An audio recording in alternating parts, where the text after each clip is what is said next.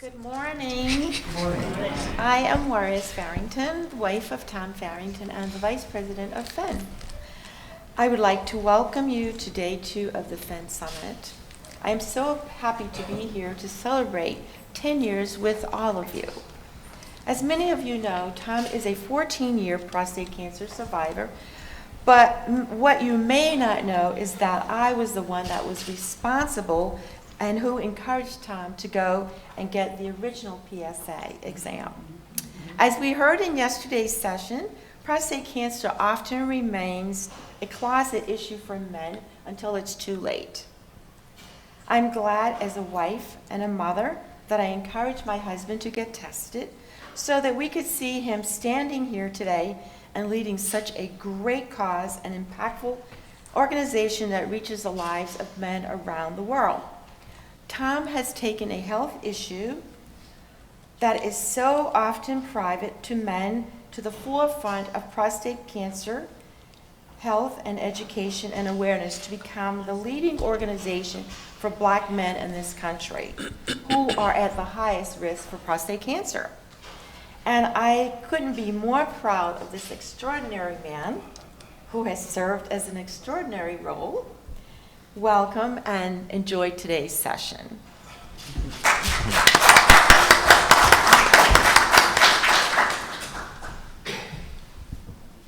Good morning again today, everybody.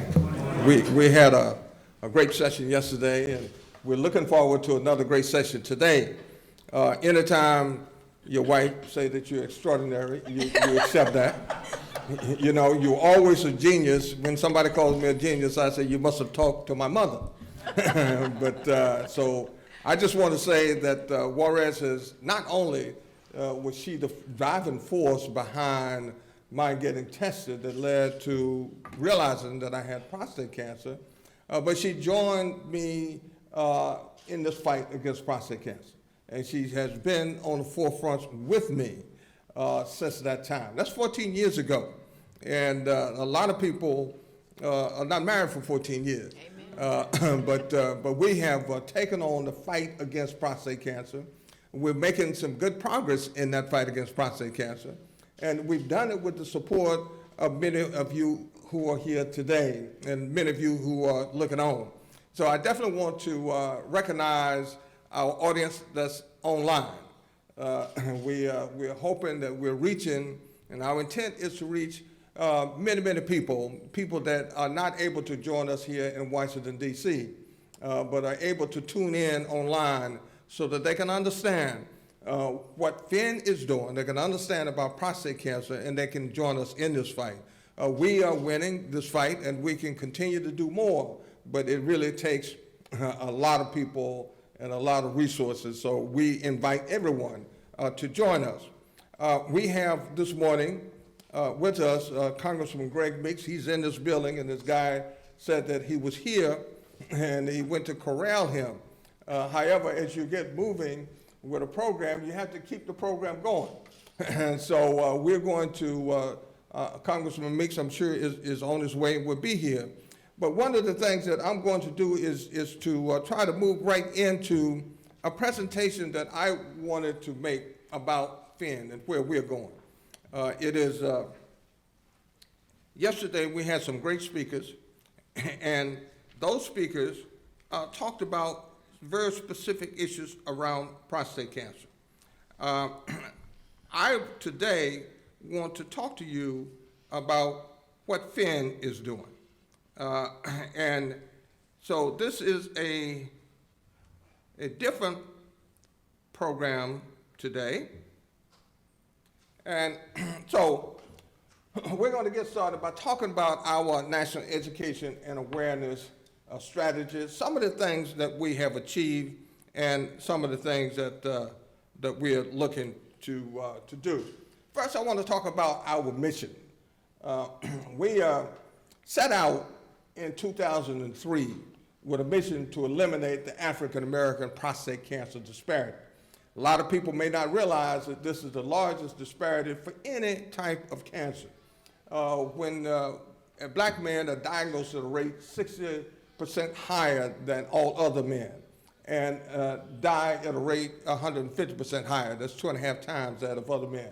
Those are alarming numbers when you look at them and consider what they mean. It means a lot of unnecessary death. So our mission is to eliminate this disparity. And we believe that the best way to do this is through knowledge. And that knowledge itself is the best defense against prostate cancer. Prostate cancer is not a monolithic disease. It's a unique disease to different men. So men have to really understand their disease. They have to understand disease overall, but then they have to understand their condition.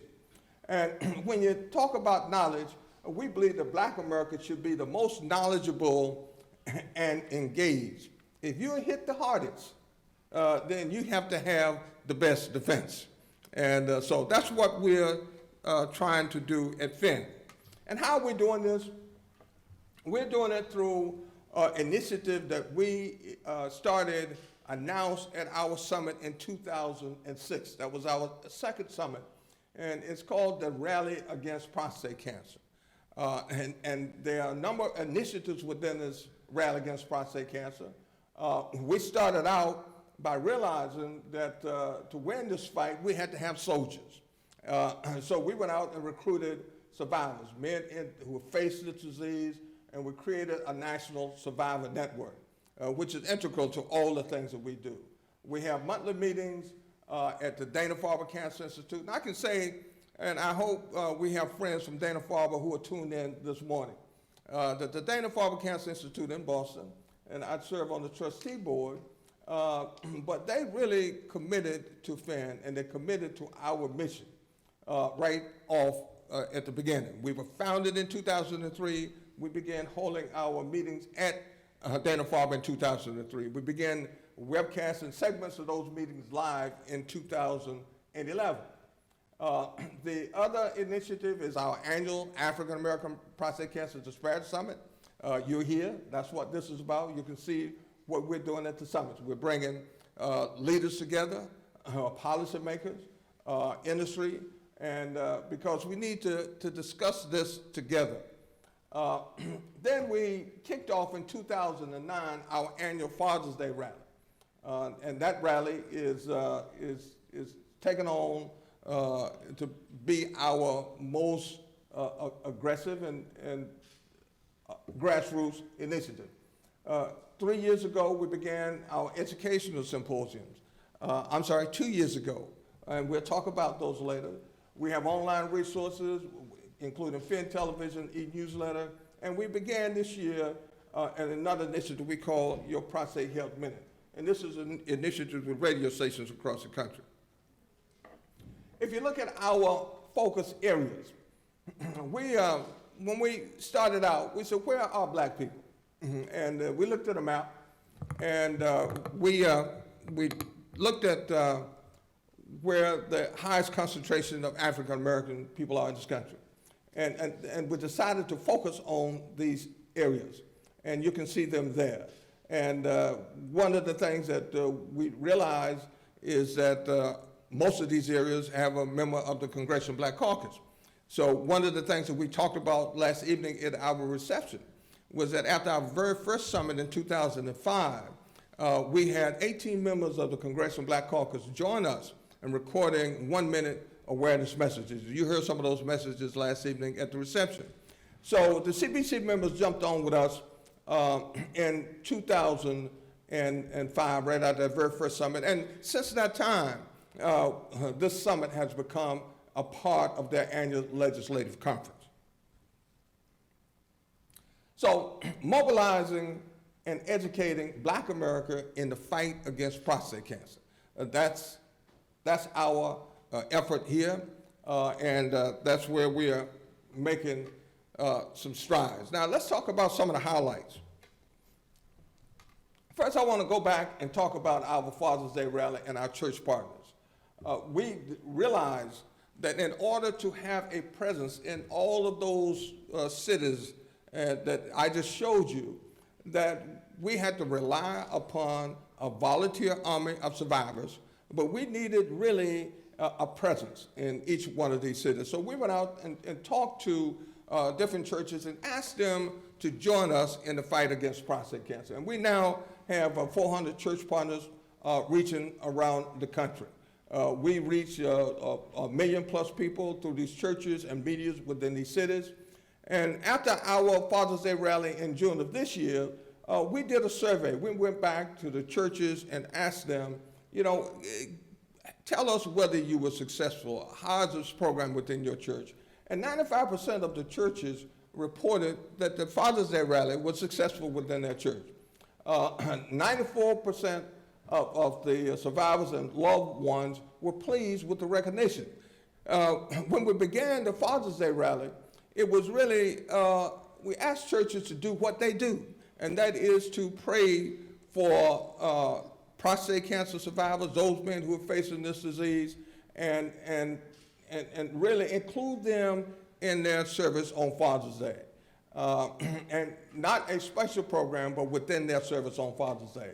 So that recognition, as the churches said success, 94% of the survivors and loved ones are pleased with this recognition. And 98% indicated that they will participate in our 2015 Father's Day rally. In addition, 91% of churches want to participate in additional activities. So when I get that type of feedback from my partners, what it tells me is that, number one, we're having some success. Number two, we can do a whole lot more because people are on board with us. And so when we looked at these numbers, we were very, very excited. In 2013, we tried with our church partners. We said, let's take this another step and have a symposium at 7 sites in 6 states. And we did that with some success. In 2014, we went to 14 churches in 11 states. And in 2015, our plans are to go to 30 symposium sites across the country. And we're going to do a couple of things here that we're going to change. Number one, we're going to expand that period from just the day before Father's Day, and we're going to look at a period between April and June so that we can include all of these symposia. In addition, we have been relying on specific churches to host these symposiums, which we will continue to do, but we're going to make these more citywide events. And we're going to invite other partners to join us. So it will be, we're looking to have a team of churches who will be our hosts in these cities. We're certainly going to bring in other partners, and you will hear from some of those partners today. And we're going to really integrate our political leaders, policymakers within each of these cities and each of these states. So we're going to make these big events. We've proven over the last 2 years that these work. They do attract people. We're getting our message out. So we're planning to step on the gas in 2015 to do much more. When we looked at the outcomes for this past 2014, we found that 8% of all the attendees were wives or caregivers. And we put an emphasis on that this year. We found that 78% learned of the symposia through their churches. So that is proven to be successful. Our church partners are helping us get the word out and helping us recruit people to this symposium. 96% of the attendees were satisfied with the topics, the speakers, and the organization. And 98% plan to attend or recommend someone to attend in 2015. Like the Father's Day rally, the symposia survey results tell us that we're on the cusp of something big that we really want to take advantage of. Now, I will talk about our monthly educational webcasts. As I mentioned, we began hosting our monthly meetings at the Dana-Farber Cancer Institute in 2003. And we look at these as our continuing education program. We focus on a specific topic with expert speakers every month. You heard some great speakers yesterday. We do this each month. We bring a speaker to focus on a topic each month. And we're reaching out to our church partners with opportunities for these churches to assemble audience and began what we call our webcast fellowships. So we want to try to encourage them to build support groups within their church community. People are watching the webcast individually. We love to bring them together. The other thing that we plan to do in 2015 is to look at a prostate cancer awareness message each month. You know, September is Prostate Cancer Awareness Month. It does not get the attention that breast cancer does. We have a lot of work to do there, and that's on us men and our wives and our loved ones. And I call on my wife to help me there, and she does. But what we want to do is to make every month in Black America Prostate Cancer Awareness Month. So we're going to reach out with these topics to let our partners, to let our survivor network, and let the communities know what we're educating our communities about that month. So we'll have a Prostate Cancer Awareness Month for January message, February message, and so on. And again, this is to build more activity, to make sure that we're the most educated of all of the population. Now, I spoke to you about the PHEN Survivor Network, and I can't say enough about the Survivor Network. When we recruited the survivors to work with us, we've gotten such commitment. They are the key to what we are able to do throughout the country. We could not afford these players. We could not afford this support. They do it because they're committed to the cause that I've just spoke to you about. We have a survivor network that's growing. They lead and support ongoing education efforts within their communities. During this month of September, Prostate Cancer Awareness Month, we had members all across the country very active with outreach campaigns. And we provide them with information, we provide them with guidance, but we get calls from them saying that we are participating in this event, and they're just doing an outstanding job. So when I look at our education outreach strategies, we want to continue increasing prostate cancer visibility. We are going to expand our church partnerships. We're going to broaden partnership with community organizations, and we're going to expand our medical specialist volunteer faculty. And that's something that maybe I didn't let you know, that we don't have a paid faculty. We rely upon the support of some fantastic people who, again, are committed to our cause. And we had 33 of these medical specialists support us at the symposia around the country in 2014.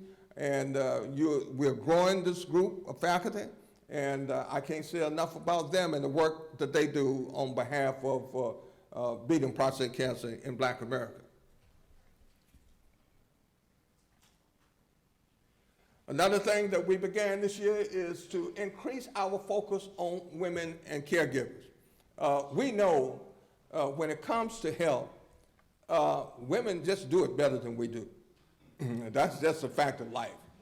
You can't get around that. I think, if I look at my home, my wife, she is the health manager for our entire family, for me and for our children and grandchildren. And when you think about men facing a disease where they need support, psychological support, loving support, all type of support, the women are important. The wives are the caregivers. So we're going to increase our focus there. We began it some this year, but we're going to step on the gas in that area as well. In closing my remarks, what I would like to say is that we are winning. When you look at over the 10 years that PHEN has been hosting these summits, the mortality rate for prostate cancer has declined by 40% in African American men. Declined by 40%. Think about that. That's a win. And we have a summary of the statistic that shows those numbers. And we've had a decline overall for African American men, for white men, for all men. What we have to do more of is to continue that decline, but we need to accelerate our decline to close that disparity, to close that gap. So we're winning. With the things that I've just outlined, we plan to do more PHEN. We do it with the support of our survivors, we do it with the support of our church partners, and we do it with the support of our sponsors and industry partners. And you know, I can't say enough about our industry partners. They help make this summit a reality. When we talk about our Father's Day rally, they are there with us. So it is a team effort, and this team is growing, and this team is winning. And I thank you all for your support. And if anyone has any questions about any of our strategies, I will answer those questions for you. Very good. Well then, thank you.